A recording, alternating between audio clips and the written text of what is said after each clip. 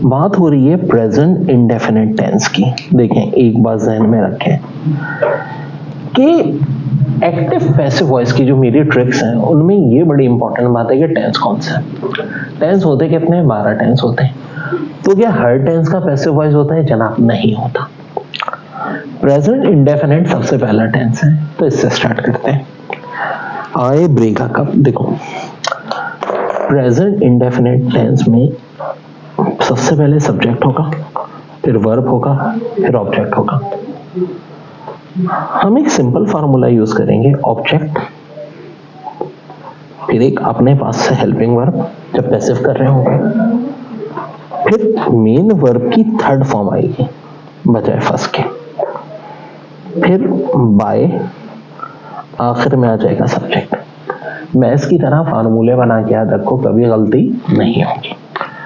फिर present continuous tense, I am writing a letter. देखो, present continuous tense में होगा क्या? एक्टिव में देख लो, पहले सब्जेक्ट होगा, हेल्पिंग वर्ब होगा, वर्ब की आईएनजी फॉर्म होगी जिसे फोर्थ फॉर्म भी कहते हैं, फिर ऑब्जेक्ट होगा।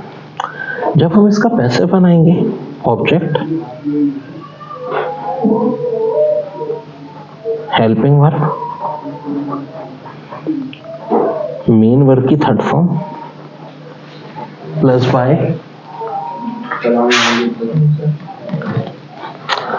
प्लस आखिर में क्या आ जाएगा? सब्जेक्ट आ जाएगा। जैसा कि I am writing a letter is being written by me. फिर क्या हो जाएगा? I have eaten sweets. ये है प्रेजेंट परफेक्ट टेंस। इसका भी फार्मूला बना लेते हैं। पहले तो एक्टिव का हमेशा बनाओ, सब्जेक्ट होगा, हैव या हैज होगा, डिपेंड करता है। आई के साथ हैव होगा, ही और शी के साथ हैज होगा, फिर ऑलरेडी वर्ब की थर्ड फॉर्म होगी, मेन वर्ब की, ठीक है, फिर ऑब्जेक्ट होगा। जब हम इसका पैसिव बनाएंगे तो देखो, सीधी साधी बात है, पहले ऑब्जेक्ट, हैव और हैज होंगे, अब उनके साथ ना सिर्फ बीन प्लस हो जाएगा, मेन वर्ब की थर्ड फॉर्म भी आएगी, कभी गलती नहीं होगी। देखो, फार्मूले याद रखो, बाय और आखिर में सब्जेक्ट, ठीक है। ईच एंड एवरीथिंग का फार्मूला याद रखो। तो sweets have been eaten by me. अब अगर इसी में नेगेटिव फॉर्म आ जाए, I have not cheated them, तो कोई मुश्किल नहीं है, ठीक है। देम है तो हम दे आ जाएगा, they have not been cheated by me. Not के इस्तेमाल से कोई इतना खास फर्क नहीं पड़ेगा। अब देखो, प्रेजेंट परफेक्ट कंटिन्यूअस का कोई पैसिव नहीं होता। जब भी परफेक्ट कंटिन्यूअस होना, चाहे प्रेजेंट पास्ट फ्यूचर, इनका पैसिव नहीं होता। पास्ट इंडेफिनिट देखें, I have bought two watch, मैं 2 घड़ियां लेके आया, आई सब्जेक्ट है।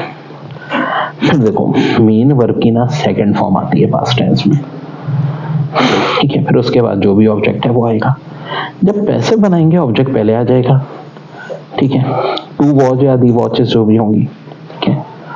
फिर उसके बाद हेल्पिंग वर्ब, फिर मेन वर्ब की ना थर्ड फॉर्म पैसिव में हमेशा ही होगी, फिर बाय और सबसे आखिर में सब्जेक्ट, ठीक है जी। ये हो गया पास्ट इंडेफिनिट।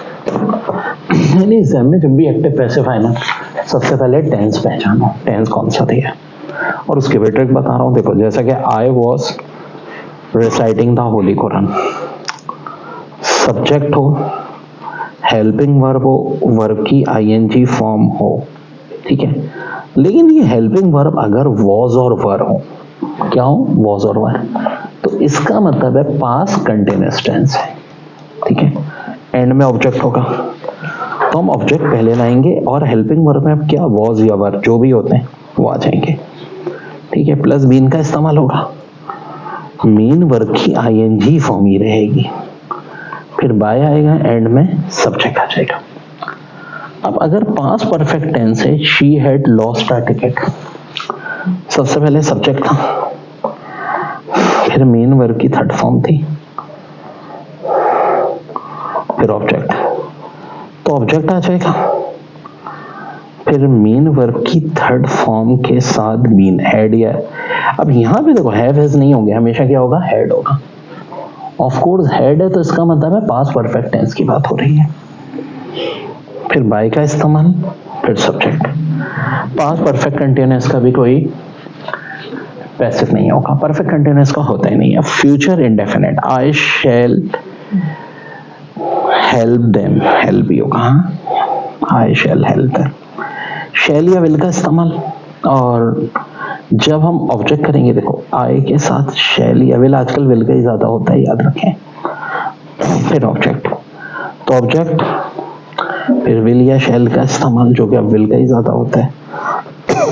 अच्छा, यहां ना वर्ब की फॉर्म चेंज नहीं होगी, मेन वर्ब की फर्स्ट फॉर्म थी, यहां भी मेन वर्ब की फर्स्ट फॉर्म होगी, क्योंकि फ्यूचर की बात कर रहे हैं।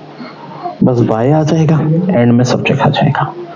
फ्यूचर कंटिन्यूअस, प्रेजेंट कंटिन्यूअस की भी थी, पैसिव वॉइस, पास्ट कंटिन्यूअस की भी थी, फ्यूचर कंटिन्यूअस की नहीं होती। 4 की नहीं होती, तीनों परफेक्ट कंटिन्यूअस और फ्यूचर कंटिन्यूअस, ये बात ध्यान में रखना है, बड़ी ध्यान में।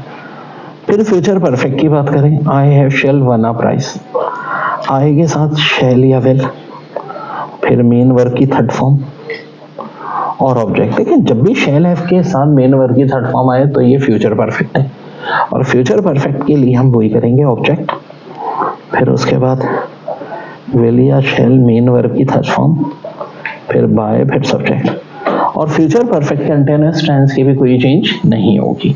दैट्स ऑल, पूरा कंप्लीट लेक्चर।